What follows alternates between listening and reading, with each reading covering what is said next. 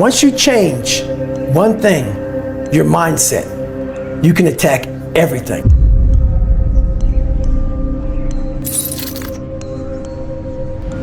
And how you become a better person, how you gain mental toughness, how you become the person you want to be, is constantly facing the things that you don't want to face. If you constantly run away from things that you don't want to face, how is there growth? How is there mental toughness? I can give you a class all day long about self-talk, visualization. But if you're never putting yourself in a situation to actually practice these things, you're never going to grow. I can't put you out there we're all going through a battle in our mind. A warrior is not a person that carries a gun. The biggest war you ever go through is right between your own ears.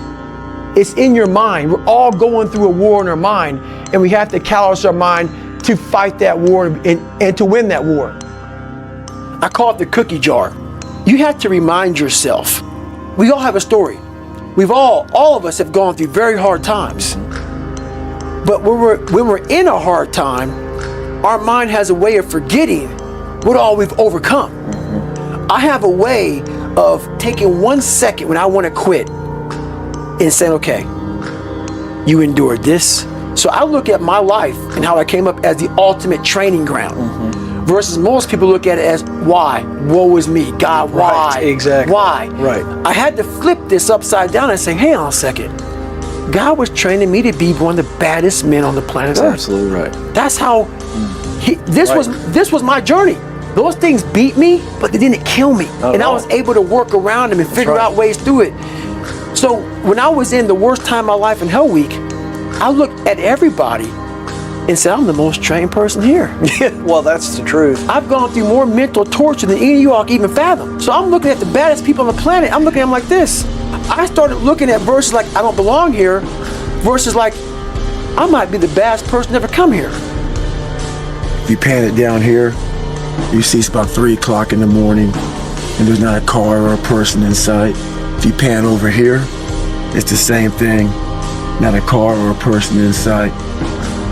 People want to know where I find my strength at, where I get my strength. I get it from a lot of places, but right now, this morning, I'm getting it from, there's not a that's up.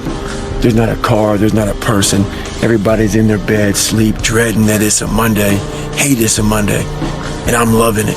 I'm loving that. Where everybody's getting weaker, I'm getting stronger. It's not about the running, the swimming, the push-ups, the sit-ups. It's about what those things do for your mentality. You don't get better on the daggone couch.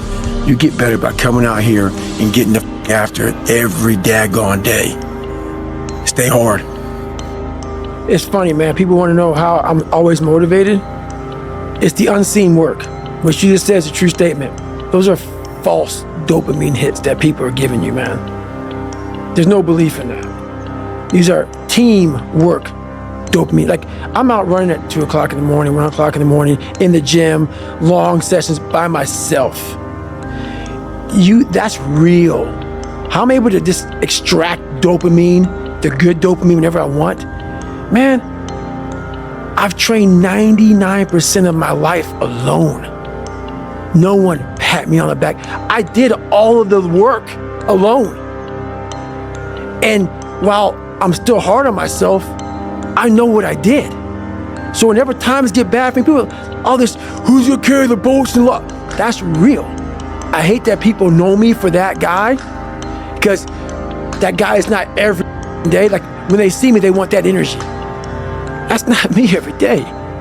I can extract it immediately when I need to, because when you train alone, and I lived alone for so many years in this misery, and you're able to get out of it by yourself, I can take myself to such a level of real passion and purpose, and like, the feeling I get is something I can't even explain by myself. I don't need anyone.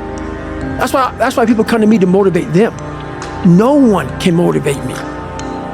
And that's the one thing I'll say right now to people listening to this. A real person, a real alpha, a real go-getter, they ain't saying shit about nobody. Right. That's why you will never, ever hear me dropping somebody's name, running my mouth about somebody. I don't know what you went through. I don't know what you're going through. I didn't wear the shoes you wore when you were a kid. I didn't grow up in your house. So guess what I do? Shut the up. Because first of all, we're too busy trying to grind and be better. Second of all, unless we know what we know, we shut our fucking mouths. But nowadays, there's not many real men who live by that creed of like, you know, if you're on social media running your mouth and shit, you're just a bitch. Real men ain't doing it. Real men don't care about that gossipy. Get to work, man. That's it. What existed for me was, okay, man, how am I gonna make this work? And all I knew back then was hard work. The only way anything gets accomplished. That's all I heard back in those days. You gotta work hard. You gotta work hard. I can't swim. I'm negative buoyant. Go back again. I can't swim. Go back again. Go back again. Go back again. I got it. I realized if I keep going back and going back and going back until the just becomes, your mind will say, okay, we're gonna figure it out. It'll find a way. Because he is not going to stop. If you can get through to doing things that you hate to do, on the other side is greatness. That's what people understand. By me running, I am callous in my mind. I'm not training for a race. I'm training for life. I'm training for the time when I get that 2 o'clock in the morning call that my mom is dead or something happens tragic in life. I don't fall apart. I'm training my mind and my body and my spirit so it's all one, so I can handle what life is going to throw at me. Because the life I've lived, it throws a whole bunch at you. And if you're not physically and mentally prepared for that, you're just going to crumble and you're good for nobody. This is greatness, true greatness. Let's say I'm the greatest tennis player of all time. And I did 22 years. I won all the Grand Slams. I beat Roger Federer. I am the best ever. And we're having an interview. And you're talking about my greatness, what I achieved. And I'm retired. And I'm answering your questions. Every question I'm answering it. I'm with you. But in the back of my mind, all I'm thinking about is all the times I could have won those matches that I lost by not bringing my best mindset. You're haunted by all the opportunities that you missed by not bringing your best at that time when you could have won, but you didn't win because you allowed life to interfere with that one shot. When you're sitting there getting ready to serve for the match and your mind is not thinking about where that ball placement needs to be, but it's thinking about your family this or this at work or that at work. That's greatness. Greatness is your recall on every single shot that you missed throughout a 20-some year career. Every shot, you can go back and say, I was here. This person was in the red shirt there. Greatness is being so aware of the time of life in the second that went by, and you can recall like it was yesterday. Greatness is being able to go back there, not making that same mistake again, and being haunted by it. That is greatness.